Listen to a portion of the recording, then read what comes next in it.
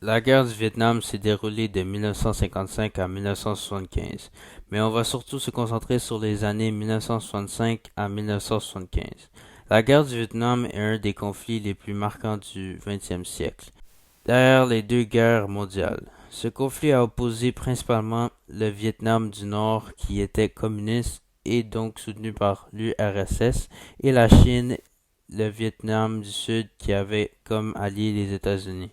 Ce qui fait que ce n'était pas juste une guerre civile, mais bien un combat direct entre le capitalisme et les communistes, en pleine guerre froide entre l'URSS et les États-Unis. Avant de commencer à parler des lieux importants, il faut savoir que le Vietnam est un pays d'Asie du Sud-Est qui est divisé après les accords de Genève en 1954. Le Nord qui a été dirigé par Ho Chi Minh qui était soutenu par l'URSS et la Chine et le Sud dirigé par Ngo Dinh Diem qui était soutenu par les États-Unis.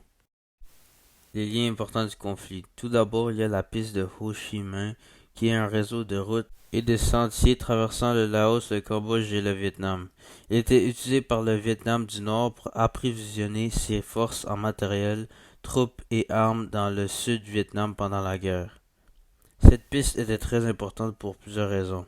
Premièrement, comme on vient juste de le dire, c'était un lien vital pour le Nord. La piste Ho Chi Minh permettait au Nord de soutenir les combattants dans le Sud et contournant les routes officielles qui étaient en majorité contrôlées par le gouvernement sud-vietnamien et les forces américaines. Deuxièmement, malgré les bombardements de la part des Américains, la piste était continuellement réparée et étendue, ce qui assurait une résistance pour le Vietnam du Nord. Finalement, la géographie était aussi importante. La piste traversait des jungles et des montagnes, ce qui fait qu'elle était difficile à détecter et à détruire complètement, même avec les technologies avancées que les Américains utilisaient. Un deuxième lieu important est le Saigon qui est aujourd'hui appelé Ho Chi Minh Ville. C'était une place très importante car c'était la capitale du Vietnam du Sud pendant la guerre. Il y avait donc une grande partie des institutions du gouvernement, l'état-major militaire et aussi plusieurs bases américaines. C'était aussi la prise de Saigon par le Vietnam du Nord qui a marqué la fin officielle de la guerre le 30 avril 1975. La prise de Saigon peut être comparée à la prise de Berlin pendant la Deuxième Guerre mondiale puisque dans les deux cas la prise de la capitale a marqué un tournant majeur dans les guerres. Même si c'est pas à cause de ça que la Deuxième Guerre mondiale s'est finie. Finalement, le delta du Mekong dans le Vietnam du Sud était aussi un lieu très important. Premièrement, c'était cette région qui produisait une grande partie du riz et des ressources alimentaires, principales pour le Vietnam du Sud. Contrôler cette région signifiait donc un avantage économique et aussi logistique. Deuxièmement, c'était aussi une zone qui était utilisée pour tendre des embuscades et échapper aux forces américaines et sud-vietnamiennes par les communistes qui étaient les opposants du Vietnam du Sud. Troisièmement, les Américains et leurs alliés ont mené des attaques très importantes et marquantes dans cette zone, comme lors des opérations de pacification qui avaient comme but de neutraliser la présence du Viet Cong qui étaient les ennemis et à sécuriser les villages. Par contre, la difficulté de se déplacer dans cette région marécageuse compliquait beaucoup les opérations militaires. Maintenant, voici les acteurs principaux de la guerre du Vietnam. Pour commencer, il y avait les États-Unis qui ont joué un rôle important dans la guerre du Vietnam, principalement pour contenir l'expansion du communisme en Asie, mais on va en reparler plus tard. Il y avait 4 présidents américains qui se sont impliqués dans la guerre. Il y avait Dwight Eisenhower de 1953 à 1961. Il soutenait Ngo Dinh Diem dès 1954 et finançait le Vietnam du Sud pour contrer les communistes. Après lui, il y a eu John Kennedy de 1961 à 1963. Il a augmenté la présence militaire américaine en envoyant des conseillers, mais il a toujours évité un engagement direct massif. Ensuite, c'était Lyndon B. Johnson de 1963 à 1969. C'est lui qui a beaucoup escaladé la guerre en autorisant des bombardements massifs et l'envoi de centaines de milliers de soldats américains. Et à la fin, il y a eu Richard Nixon de 1969 à 1974. C'est lui qui initie une stratégie appelée vietnamisation en transférant progressivement la responsabilité aux forces sud-vietnamiennes, en même temps d'augmenter les bombardements au nord et au Cambodge. Comme deuxième acteur, il y a bien sûr le Vietnam du Nord. Il était dirigé par Ho Chi Minh, qui avait comme but de mener une guerre pour réunifier le pays sous le communisme.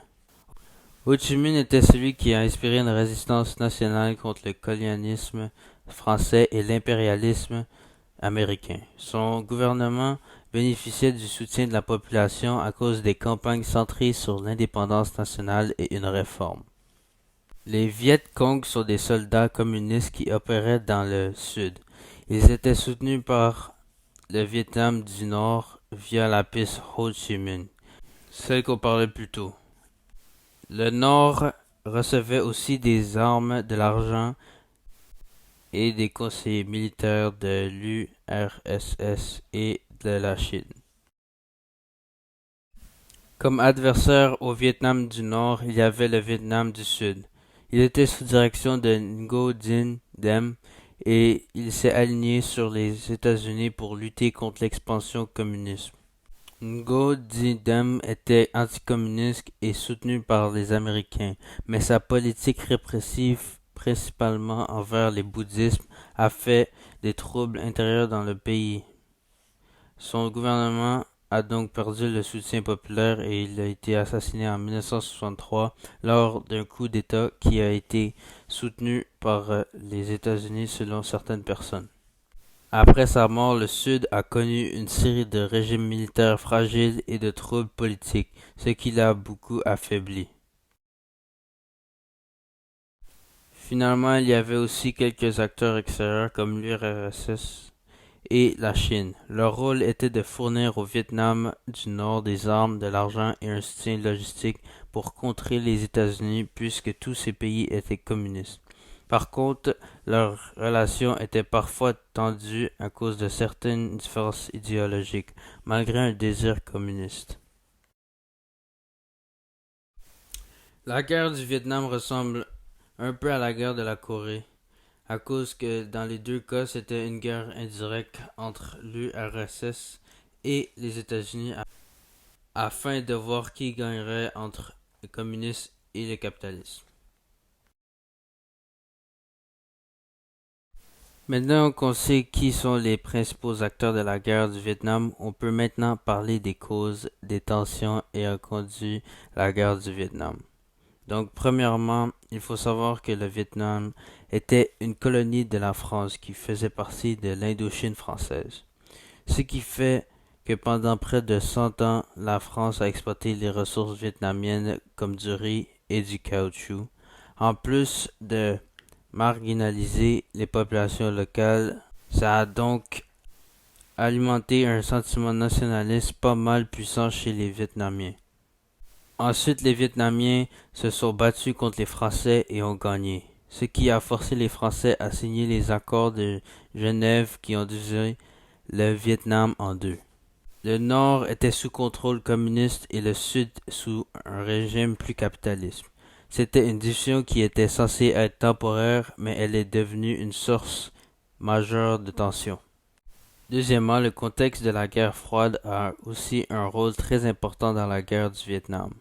Les États-Unis craignaient qu'un Vietnam unifié sous les communistes entraîne la chute d'autres pays d'Asie du Sud-Est comme le Cambodge, le Laos, la Thaïlande, dans le camp soviétique. C'est ce qui a principalement justifié l'engagement militaire des États-Unis dans le combat.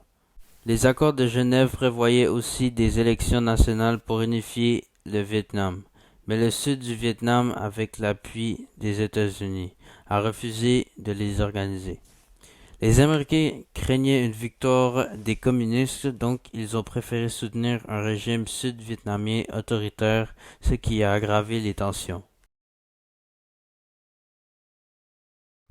Maintenant qu'on sait tout ça, on peut parler de comment le conflit s'est déroulé. Pour commencer, l'incident du golfe de Tonkin de 1964 a servi de prétexte à l'escalade militaire des États-Unis. Donc, le 2 août 1964, un navire américain patrouillait près des côtes du nord du Vietnam lorsqu'il a été attaqué par des torpilleurs nord-vietnamiens. 2 jours plus tard, un deuxième incident aurait impliqué des tirs supplémentaires, mais il est contesté par plusieurs historiens. C'est donc cet incident qui a conduit le Congrès américain à adopter ce qu'ils appellent la résolution du golfe du Tonkin, qui donnait au président Lyndon Johnson les pouvoirs pour augmenter l'effort militaire au Vietnam. C'est ce qui marqua le début d'une présence très présente des troupes américaines. Deuxièmement, ce qui est appelé l'offensive du Tet en 1968 a changé le cours de la guerre. C'est une attaque qui a été menée par le Vietnam du Nord et le Viet Cong, qui a commencé lors du Nouvel An lunaire qui est une fête les plus importantes au Vietnam.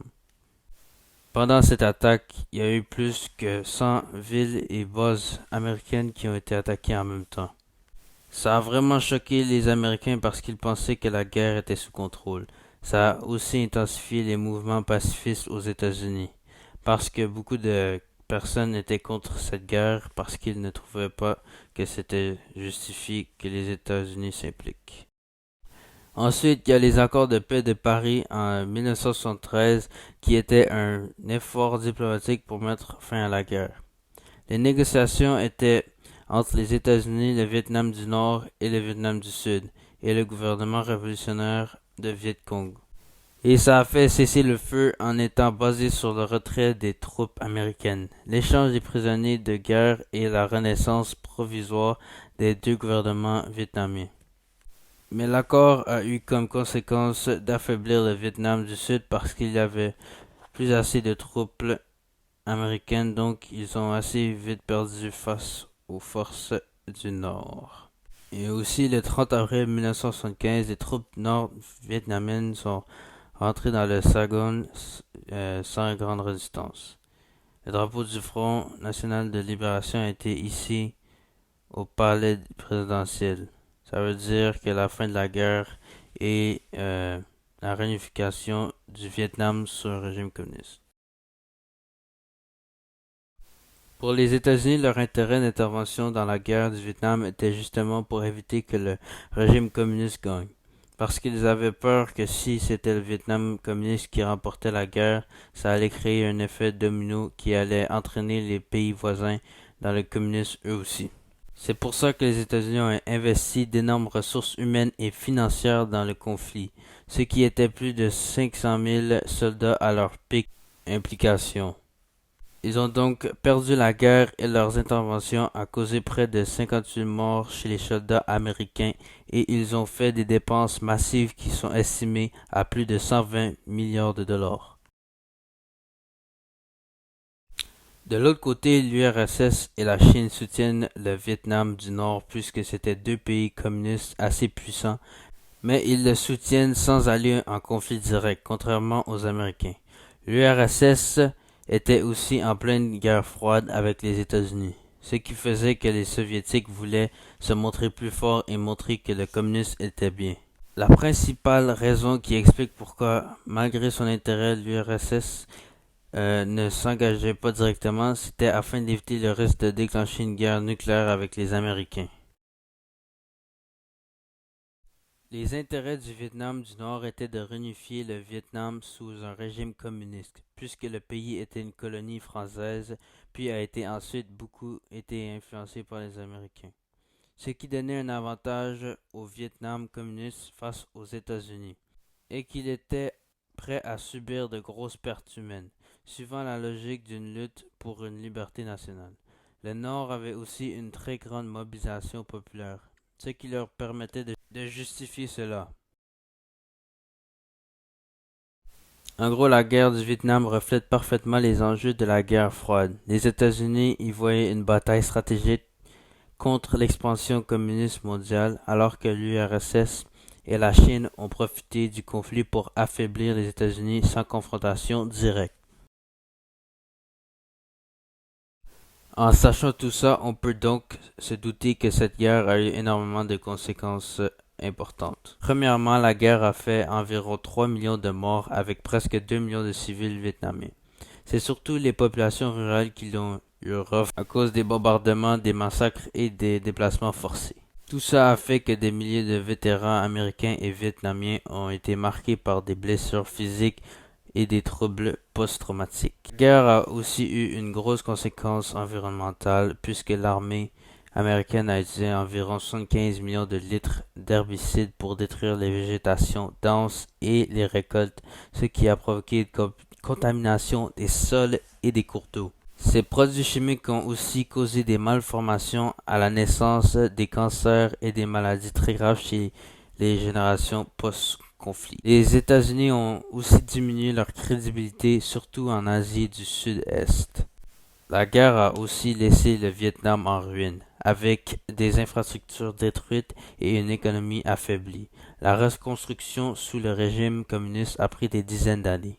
Et pour les États-Unis, la guerre a coûté des centaines de milliards de dollars, ce qui a nui à l'économie à l'époque.